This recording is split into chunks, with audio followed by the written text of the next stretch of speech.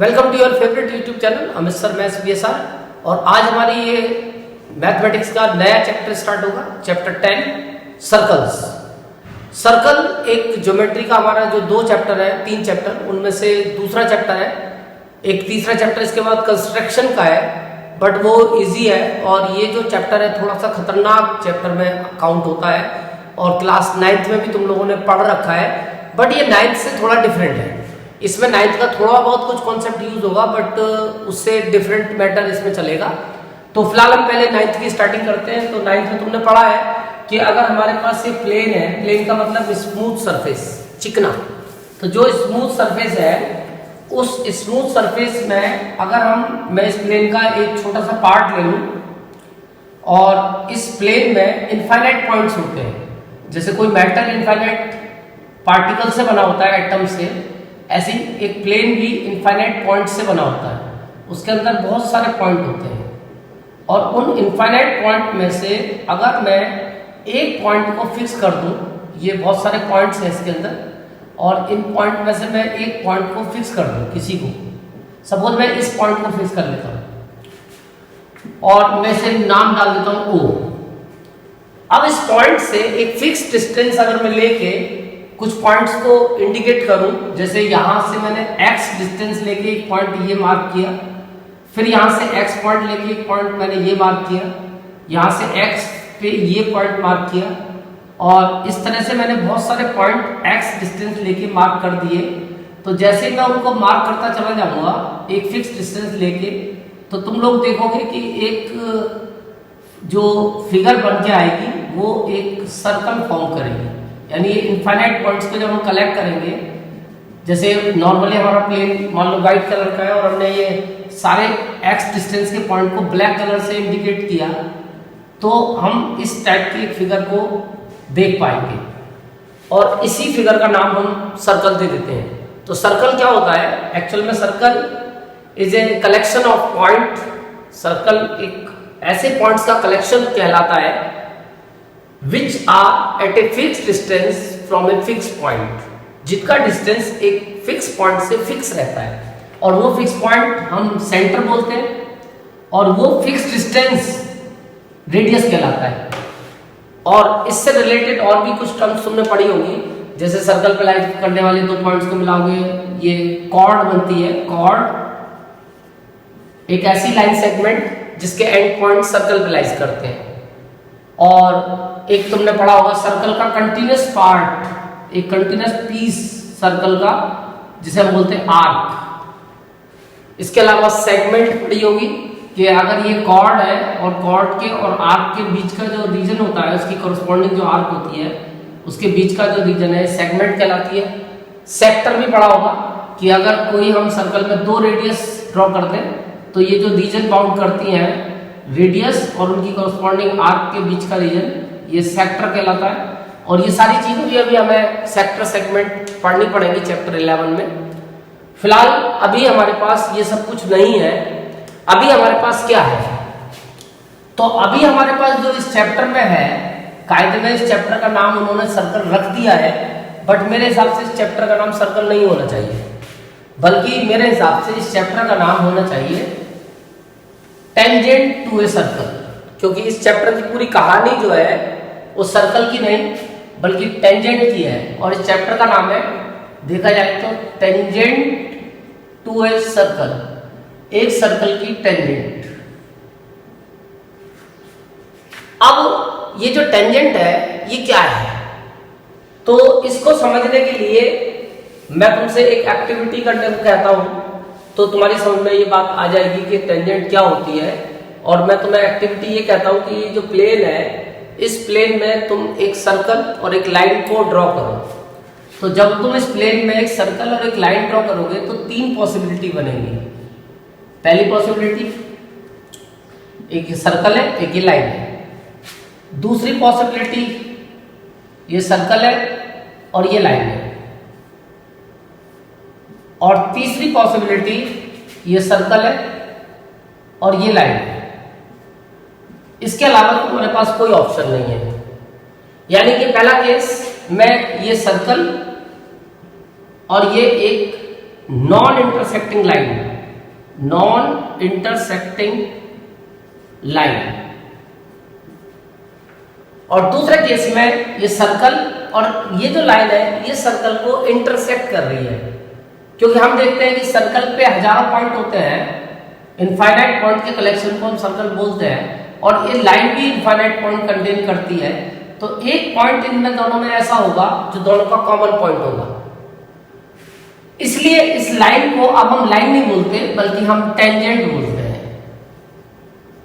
तो टेंजेंट भी एक लाइन ही होती है, बट वो लाइन सर्कल को एक पॉइंट पे इंटरसेक्ट करती है, यानी intersecting line which intersect the circle at one point. और ये वाली जो लाइन है इसके और सर्कल के साथ देखोगे तो दो पॉइंट कॉमन बैठेंगे, ये दो पॉइंट कॉमन होते हैं, यानी ये सर्कल को दो पॉइंट पे इंटरसेक्ट करती है और ये सिकेंट कहलाती है। सिकेंट, सिकेंट एक ऐसी लाइन होती है जो सर्कल को दो पॉइंट पे अलग अलग पॉइंट पे इंटरसेक्ट करेगी। अगर ये दोनों पॉइंट एक दूसरे के साथ कोइंसाइड करेंगे तो फिर ये वाला केस बन जाएगा। तो इसका मतलब दो डिफरेंट पॉइंट पे अगर इंटरसेक्ट करती है कोई लाइन सर्कल को तो वो सिकेंट है, और अगर एक पॉइंट पे इंटरसेक्ट करती है तो वो टेंजेंट है।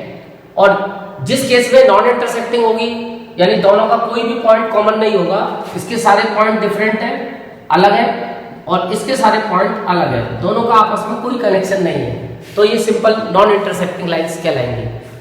अब हम बात करेंगे केवल टेंजेंट की। तो अगर हमारे पास ये जो पहले दूसरा वाला केस है टेंजेंट वाला, जिसमें कि वो लाइन सर्कल को एक पॉइंट पे इंटरसेक्ट कर रही है, तो यहीं से हमारी टेंजेंट की डेफिनेशन भी निकल आएगी। A line which intersect the circle at one point, एक ऐसी लाइन जो सर्कल को एक पॉइंट पे इंटरसेक्ट करती है उसको हम टेंजेंट बोलते हैं। यानी tangent is a line which intersect, tangent is a line which intersect the circle at one point। एक ऐसी लाइन जो सर्कल को एक पॉइंट पे इंटरसेक्ट करेगी उसको हम टेंजेंट बोलेंगे, और वो जो कॉमन पॉइंट होगा, यानी इंटरसेक्टिंग पॉइंट को हम कॉमन पॉइंट से भी इंडिकेट करते हैं, यानी इसको हम ऐसे भी बोल सकते हैं कि एक ऐसी लाइन जिसका सर्कल के साथ एक पॉइंट कॉमन होगा वो टेंजेंट कहलाएगी। तो जो टेंजेंट होती है और जो सर्कल होती है वो जहां पे जो पॉइंट उनका कॉमन होता है यानी इंटरसेक्टिंग पॉइंट होता है उसको बोलते हैं point of contact, point of contact. और ये भी हम बोल सकते हैं कि ये टेंजेंट सर्कल को इस पॉइंट पे टच कर रही है। टच, एक टच वर्ड भी हम यूज कर लेते हैं कि अगर टेंजेंट किसी सर्कल को हम दे दिया जाए कि इस पॉइंट पे टच कर रही है, तो इसका मतलब वो पॉइंट सर्कल का जो टेंजेंट के साथ है पॉइंट ऑफ कांटेक्ट है। तो पॉइंट ऑफ कांटेक्ट पे टेंजेंट सर्कल को टच करती है। और इससे रिलेटेड अब हम बहुत सारी चीजें यहाँ पे सीख सकते हैं, जैसे कि अगर हम इस पॉइंट पे ट्राई करें तो हम मैं यहाँ पे पहले तुम्हें बता दूं कि the common point of tangent and circle is called point of contact, point of contact। जो कॉमन पॉइंट होता है सर्कल का और टेंजेंट का वो कहलाता है पॉइंट ऑफ कांटेक्ट। अब इसके बाद में फिर हमारे पास आता है गेम दूसरा कि एक पॉइंट पे अगर हम चाहें तो कितनी टेंजेंट्स ड्रॉ कर सकते हैं। तो हम देखेंगे कि हम किसी सर्कल पे अगर इसके अलावा इसी पॉइंट पे और टेंजेंट डालने की कोशिश करें तो हम नहीं डाल पाएंगे। जैसे ये लाइन थोड़ा सा भी मूव करेगी आगे पीछे तो तुरंत ये सिकेंट में कन्वर्ट हो जाएगी। तो केवल एक पॉइंट पे हम एक ही टेंजेंट ड्रॉ कर सकते हैं। इसके अलावा और भी हम कुछ सोचें कि ये टेंजेंट है और हम इस टेंजेंट के पैरेलल टेंजेंट्स ड्रॉ करना चाहें इस सर्कल पे, तो हम देखते हैं कि एक टेंजेंट के पैरेलल हम कितनी टेंजेंट इस सर्कल पे ड्रॉ कर सकते हैं। तो उसके लिए अगर हम कुछ और इसको मूव कराएं, अगर देखो आउटसाइड मूव कराओगे तो ये बाहर निकल जाएगी, लेकिन अगर इसको अंदर लेके आओगे तो ये सेकेंड बन जाएगी और ये सेकेंड ही रहेगी। लेकिन अगर तुम इसके बिल्कुल आउटसाइड पॉइंट पे पहुंच जाओगे तो तुम देखोगे कि एक टेंजेंट तुम और ड्रॉ कर सकते हो और केवल एक बार में तुम सर्कल पे एक पैरेलल लाइन का पेयर ड्रॉ किया जा सकता है, यानी एक बार में दो पैरेलल टेंजेंट सर्कल पे ड्रॉ की जा सकती है। इसके बाद फिर हमारे पास कुछ और कॉन्सेप्ट भी आएगा जो कि 9th क्लास से कनेक्टेड है, पर वो कॉन्सेप्ट मुझे यूज करना पड़ेगा आगे, इसलिए मैं उसे बता रहा हूँ। और वो कॉन्सेप्ट है कि अगर मान लो एक सर्कल है, ये वैसे 9th की कहानी है पर इसको 10th में ऐड करना पड़ेगा, कि अगर हमारे पास एक सर्कल है और ये प्लेन है और इस प्लेन में अगर हम एक सर्कल ड्रॉ कर दें तो इस सर्कल के रेस्पेक्ट में ये प्लेन 3 पार्ट में डिवाइड हो जाता है। ये वाला रीजन इस प्लेन का इंटीरियर रीजन कहलाता है, ये वाला रीजन एक्सटीरियर रीजन कहलाता है और ये वाला रीजन सर्कल, यानी ये प्लेन 3 पार्ट में डिवाइड हो गया। अब अगर मैं इसमें कुछ पॉइंट्स लेता हूं, जैसे इस प्लेन में मैंने इसमें एक यहाँ पे पॉइंट ले लिया A, एक यहाँ पॉइंट ले लिया B और एक यहाँ पॉइंट ले लिया C, और सर्कल के रेस्पेक्ट में अगर मैं इन पॉइंट्स को क्लासिफाई करूं कि इस प्लेन के किस रीजन में लाइज कर रहे हैं, तो हम देखते हैं कि ये जो पॉइंट है पहला वाला A, अगर इसका डिस्टेंस हम नापें और उसको रेडियस से कंपेयर करें और अगर इस पॉइंट का डिस्टेंस रेडियस से छोटा आता है तो फिर इसका मतलब ये पॉइंट इंटीरियर लाइज करेगा सर्कल के। अगर OA लेसर देन रेडियस है तो इसका मतलब A lies interior the circle. इसके बाद अगर मैं इसको B को मिला के देखता हूँ O से, और अगर ये OB जो है वो इक्वल रेडियस के आता है तो इसका मतलब ये पॉइंट सर्कल पे लाइज करेगा। ऐसे अगर मैं OC को देखता हूँ और अगर ये डिस्टेंस रेडियस से बढ़ा जाता है तो इसका मतलब C पॉइंट सर्कल के एक्सटीरियर लाइज करेगा। तो ये प्लेन के जो पॉइंट्स हैं सर्कल के रेस्पेक्ट में किस रीजन में लाइज करते हैं, तो उसके लिए हम रेडियस से उसके डिस्टेंस को कंपेयर कर लेते हैं सेंटर से, कि उस पॉइंट का सेंटर से डिस्टेंस कितना है। उसके हिसाब से फिर हम डिसाइड कर सकते हैं कि ये पॉइंट इंटीरियर, एक्सटीरियर या सर्कल पे लाइज करेगा। अब यानी कि टेंजेंट की कहानी तुम्हें समझ में आ गई। टेंजेंट का मतलब है एक ऐसी लाइन जो सर्कल को एक पॉइंट पे इंटरसेक्ट करती है और उस पॉइंट को हम पॉइंट ऑफ कांटेक्ट बोलते हैं।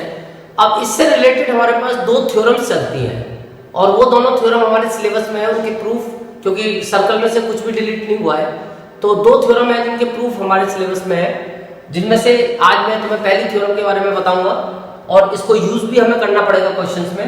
Theorem 10.1, the tangent at any point of a circle is perpendicular to the radius through the point of contact। जो टेंजेंट होती है, अगर किसी सर्कल में एक टेंजेंट है तो उसके लिए टेंजेंट के लिए एक सर्कल होना चाहिए, कि अगर हमारे पास एक सर्कल है और इस सर्कल से रिलेटेड फिर एक टेंजेंट भी है हमारे पास, यानी हमारे पास 2 चीज है, एक सर्कल और एक टेंजेंट। सर्कल जरा सुंदर सा बनाता हूं मैं, लॉकडाउन की वजह से काफ़ी सर्कल में फर्क आ गया है, नहीं तो सर्कल तो एक बार में बहुत बेहतरीन बनता है बिना कंपास के, फिर भी काफ़ी अच्छा सर्कल है। तो अगर एक हमारे पास सर्कल है और ये एक सर्कल की टेंजेंट है, मैं इसका नाम दे देता हूं XY, और ये सर्कल को इंटरसेक्ट कर रही है P पॉइंट पे, यानी P is the point of contact. तो थ्योरम यह है कि the tangent at any point of a circle, जो टेंजेंट होती है किसी भी पॉइंट पे सर्कल के, वो परपेंडिकुलर होती है to the radius through the point of contact. यानी इस पॉइंट ऑफ कांटेक्ट से जो रेडियस बनेगी, यानी रेडियस क्या है, जो सर्कल के किसी भी पॉइंट को सेंटर से कनेक्ट कराती है।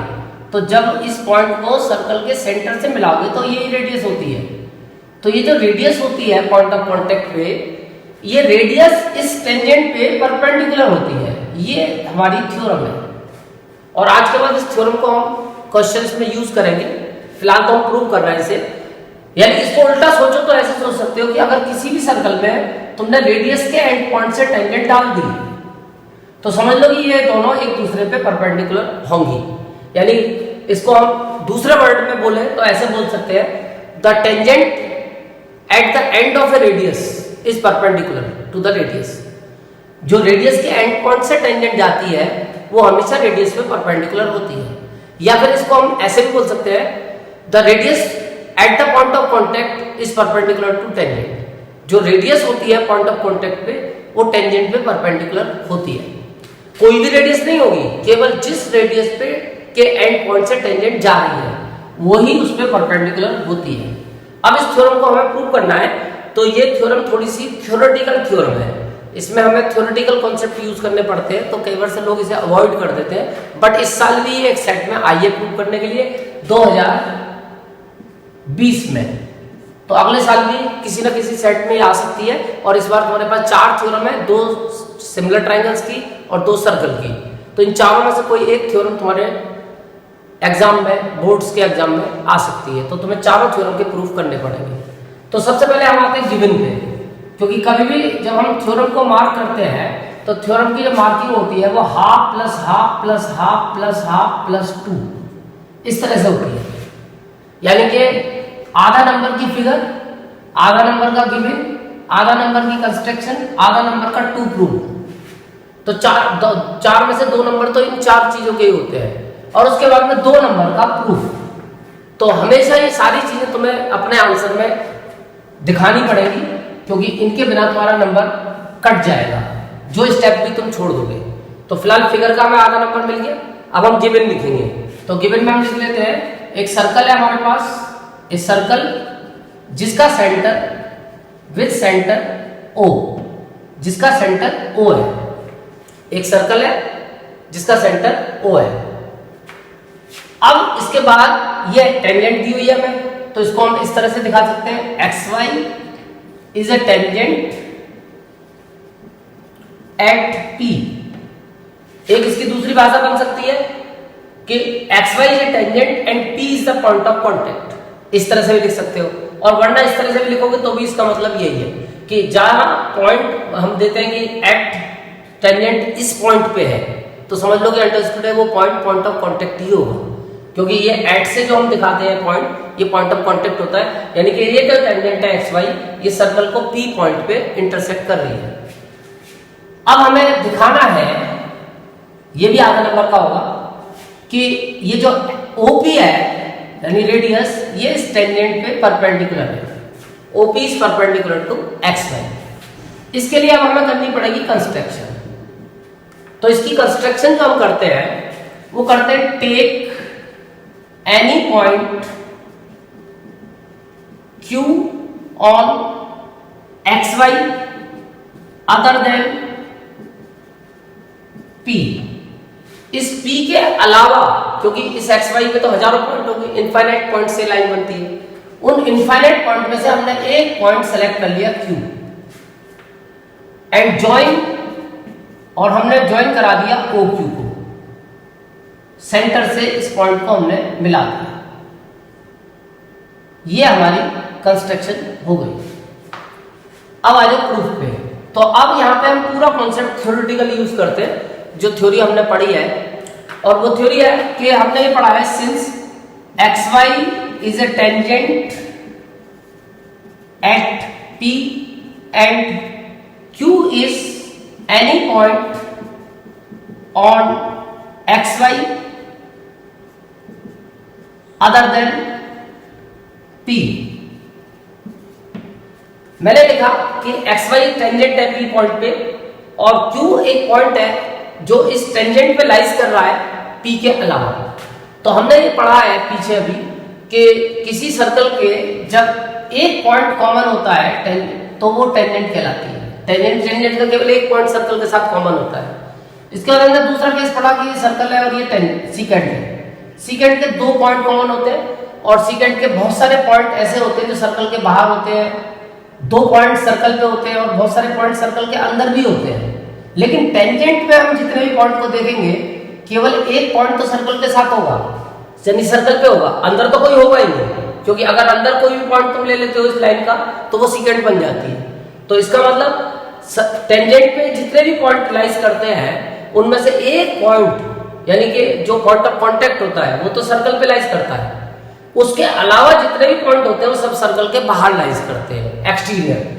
तो इसका मतलब Q जो है वो सर्कल के एक्सटीरियर लाइज करेगा।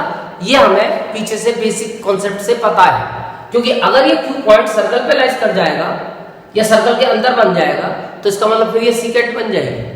तो इसका मतलब ये जो Q पॉइंट है, अब हमें थ्योरेटिकल पता चल गया कि P तो सर्कल पे लाइज करेगा क्योंकि पॉइंट ऑफ कांटेक्ट है, और इसके अलावा जितने भी पॉइंट इस लाइन पे है वो सब सर्कल के एक्सटीरियर लाइज कर रहे हैं, और इसका मतलब Q भी सर्कल के एक्सटीरियर लाइज कर रहा है। और अभी मैं पीछे बता के आया हूं कि जो भी पॉइंट सर्कल के एक्सटीरियर लाइज करता है उसका डिस्टेंस हमेशा रेडियस से बड़ा होता है, और वो तुम्हें प्रैक्टिकली भी दिख रहा होगा कि यहां तक तो रेडियस आएगी जहां तक ये सर्कल को टच करेगी, उससे आगे कुछ पोर्शन एक्स्ट्रा भी जा रहा है। तो इसका मतलब इस पॉइंट का डिस्टेंस रेडियस से अगर कंपैरिजन करोगे तो रेडियस के कंपैरिजन में ज्यादा निकलेगा।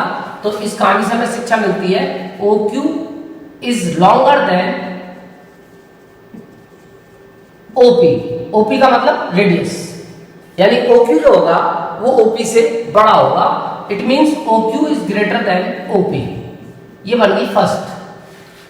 अब अगर तुम इस P के अलावा और भी इस पे बहुत सारे पॉइंट ले लो और उनको तुम सर्कल के सेंटर से ज्वाइन कराओ तो तुम देखोगे कि वो सारे पॉइंट के डिस्टेंस अगर रेडियस से कंपेयर करोगे, क्योंकि ये सारे पॉइंट ही आउटसाइड लाइज करेंगे सर्कल के, तो इसका मतलब हर पॉइंट का डिस्टेंस तुम सेंटर से नापोगे और रेडियस से कंपेयर करोगे तो ज्यादा ही आएगा। तो फिर तुम्हें अब इसको करके नहीं दिखाना, वैसे तो तुम यहाँ पे बहुत सारे पॉइंट भी ले सकते हो, जैसे A ले सकते हो, B ले सकते हो, C ले सकते हो, और OB भी बड़ा आएगा OP से, OA भी बड़ा आएगा OP से, और ये OC भी बड़ा आएगा OP से, ये तो सब बड़े आएंगे। तो इसका मतलब कोई भी पॉइंट अगर तुम ऐसा करते हो सर्कल पे के साथ कंपैरिजन करते हो, वो पॉइंट अगर इस लाइन पे लाइज कर रहा है टेंजेंट पे और P के अलावा है, तो इसका मतलब उसका डिस्टेंस हमेशा सेंटर से नापोगे तो वो रेडियस से बड़ा ही होगा। तो यहाँ पे लिख देते हैं हम, since this happens for every point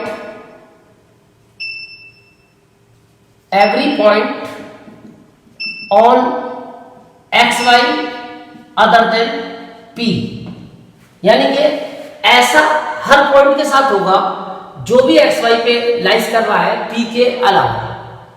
ये सब लैंग्वेज तुम्हें एनसीईआरटी की बुक से मिल जाएगी, थ्योरम 10.1 का प्रूफ देखोगे तो उसमें सेम यही लैंग्वेज उन्होंने यूज की हुई है, और मैं इसको एनसीईआरटी के अकॉर्डिंग कराता हूँ।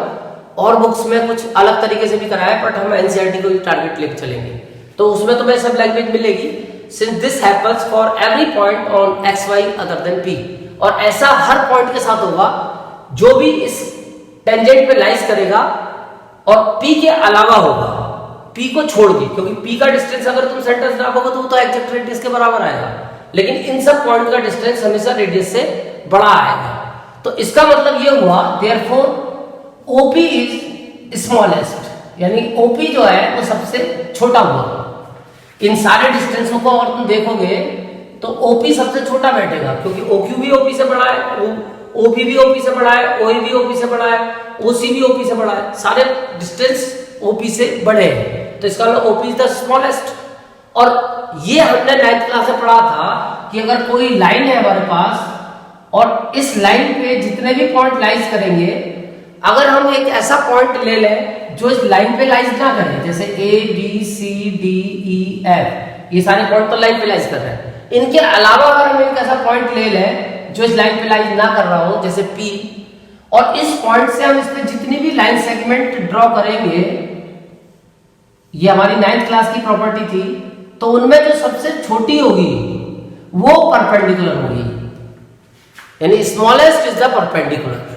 ये हमारी 9th क्लास की प्रॉपर्टी है, और तुम्हारी इसमें 10th की बुक में पीछे दी हुई है, यानी it means OP is perpendicular to XY, क्योंकि स्मॉलेस्ट इज द परपेंडिकुलर। यानी कि इसके लिए तुम्हें एक छोटा सा स्टेटमेंट लिखना पड़ेगा कि out of all line segments drawn from a point not lies on the line segment, line और line segment if the line segment drawn from this point to the points of the line, the smallest is perpendicular to the line. अगर हम किसी ऐसे point से जो उस line पे lies ना कर रहा हो, जितनी भी लाइन सेगमेंट हम ड्रॉ करेंगे उनमें से जो परपेंडिकुलर होगी वो सबसे छोटी होगी, या जो सबसे छोटा होगा वो ही परपेंडिकुलर होगा। तो ये दोनों तरीके से चलती है थ्योरम, और इसका हमारे स्टेटमेंट बुक के लास्ट में दिया हुआ है।